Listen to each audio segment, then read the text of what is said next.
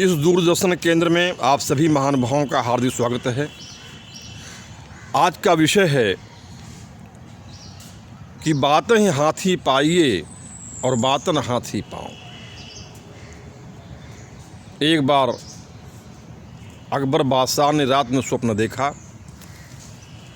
कि उनका एक दांत आगे वाला छोड़ करके बाकी सारे दांत टूट चुके हैं। उन्होंने राज दरबार में जो भविष्यवक्ता थे उनको जो है उस समय रंभाल कहा जाता है, रंभालों मतलब एक क्या कहते हैं रंभाल। तो उन्होंने सारे रंभालों को बुलाया और एक रंभाल को बुला के पूछा कि बताइए आप जो है कि रात में आज मैंने ऐसा स्वप्न देखा है कि एक दांत छोड़ करके मेरे सारे दांत गिर गए, इसका क्या मतलब है। उस रंभाल ने कहा कि महाराज इसका मतलब ये है कि आपके सामने ही जो है आपके जितने परिवार के लोग सब मर जाएंगे।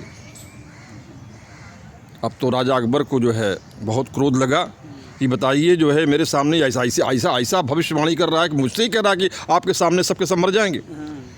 उन्होंने दरबारियों को आदेश दिया कि इसको ले जाइए, हाथी के पाँव के अंदर इसको ले जाइए, वहाँ छोड़ दीजिए, हाथी इसको कुचल दे, ये उसी का पात्र है। उसके बाद बीरबल को बुलाया गया और यही प्रश्न जो है बीरबल से किया गया कि ऐसा ऐसा मैंने स्वप्न देखा है, बताइए इसका फल क्या होगा। बीरबल ने कहा महाराज इसका तो बड़ा सीधा सा अर्थ है कि इस परिवार में सबसे उम्रदराज आप ही होंगे। देखिए बात तो दोनों वही है। हाँ। बात तो दोनों का मतलब वही है, जो सबसे बड़ा उम्रदराज होगा। बाकी लोग पहले मर ही जाएंगे, लेकिन उन्होंने कहा कि इतना कह चुप हो गए। कहा वेरी गुड सबसे ज़्यादा उम्रदराज, अच्छा ले जाइए, इनको एक हाथी का दान दे दीजिए, इनको एक हाथी खोल दीजिए बीरबल के लिए। तो इसी तभी से कहावत चल पड़ी है कि बातन हाथी पाइए और बातन हाथी पाओ। साथियों, आज आप देखते हैं कि मीडिया में रिपोर्ट आती है, आप खुद देखते हैं, पेपर में पढ़ते हैं कि नेताओं की जुबानें फिसल जाया करती हैं। अभी आपने देखा कि सलमान खुर्शीद ने हिंदुत्व पर क्या क्या लिख दिया और फिर उनके घर पर तोड़फाड़ करने के लिए लोग देहरादून कहाँ पहुँच गए जहाँ उनका निवास था। और बहुत से लोगों की जुबानें फिसला करती हैं। तो इसीलिए रहीमदास जी का एक दोहा भी है कि रहीमन जिहवा बावरी कह गई सरक पताल और आप तो कहीं भीतर रही और जूती खात कपाल। हाँ, अरे वाह, क्या बात है।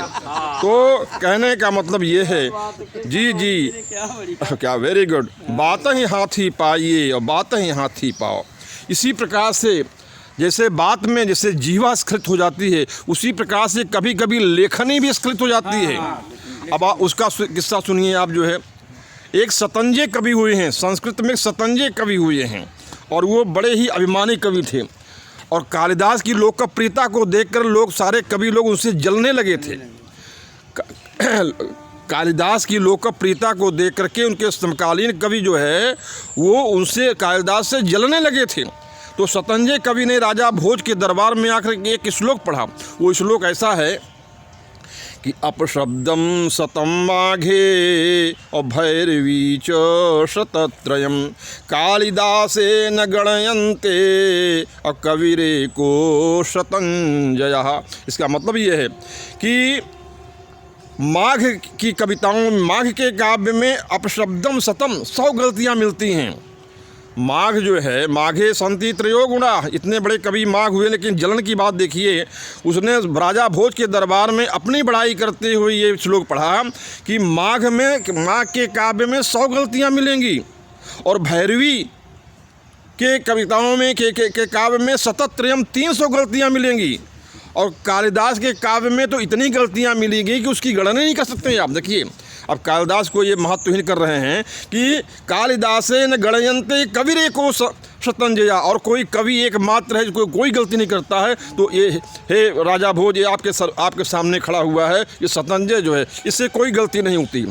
कालिदास ये सुन रहे थे और कालिदास ने कुछ नहीं किया, मात्र एक छोटे, जैसे छोटा होता है ना, एक शब्द में, एक अक्षर में बड़ा की मात्रा लगा दिया और पूरा अर्थ ही पलट गया। अब देखिए श्लोक उन्हीं का जो है, लेकिन अर्थ का क्या पलट दिया। वाह, क्या लिखा है आप कालिदास सुनिए कि आप शब्दम सतम माघे, सिर्फ आपको उन्होंने आप किया है, एक बड़े बड़े की मात्रा किया, अर्थ का बिल्कुल पलट गया।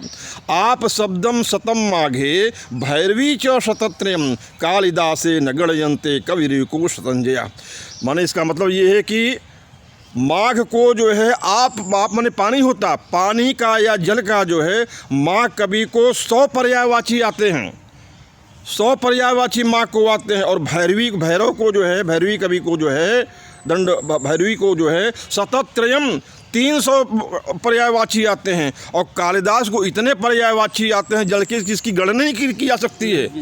और कबीर को, और ये शतंजय, और ये जो शतंजय जो आपको कविता सुना रहे हैं, इनको एक भी पर्यायवाची एक भी पर्यायवाची नहीं आता है। और तभी जो है कविवरत कालिदास को जो है इसके विषय में एक सूक्ति प्रचलित है कि क्या, पुरा कवि नाम गणना प्रसंगे कनिष्ठिकाधिष्ठित कालिदास अद्यापि तत्तुल्य कवेर भावात् अवनामिका सार्थवती बभूव।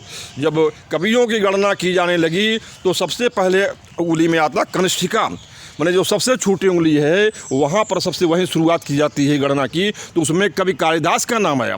उसके बाद जो है उनके तुल्य में कोई कवि आया ही नहीं, इसीलिए जो ये दूसरी उंगली का नाम अनामिका, अनामिका में जिसका कोई नाम ही नहीं है, जो कोई कवि आया ही नहीं है तो उसका नाम कैसे पड़े, तो कहने का इसीलिए अनामिका जो है ये उंगली का नाम सार्थक हो गया।